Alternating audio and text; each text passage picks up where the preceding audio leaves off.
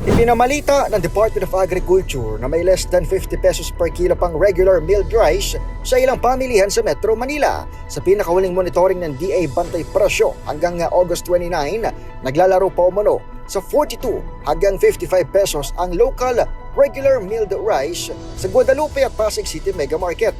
Pero sa ating pag-ikot sa nasabing pamilihan sa Makati, hindi na mahagilap ang less than 50 pesos na bigas kahit sa mga local at regular milled rice. Ayon sa isang pantay na si Nina Lemosnero, 55 na rin ang pinakamura nilang bigas at baka pang-aso ang sinasabi ng kagawaran. Ito rin ang sinabi ng isang tinderong si Darwin Camba sa panayam ng PZRH News. Meron po, pero pang-aso na po yung bigas po ng aso. Pag sinabing pangaso, ano ibig sabihin? Sabihin, yung mga pinagwalitan na Ay, bigas, sus, Mariosep. mga ako, yun po yung pang-aso. Yun yung 48. Bakit itinitinda pa rito yung Kasi maraming nag-aalaga ng aso. Bigas ang pinakatatamaang commodity oras na humagupit ang peak ng El Nino na magsisimula umano sa Oktubre. Ito ang sinabi ng Department of Agriculture matapos ang muling pagpupulong ng National El Nino Team sa Campo Aguinaldo.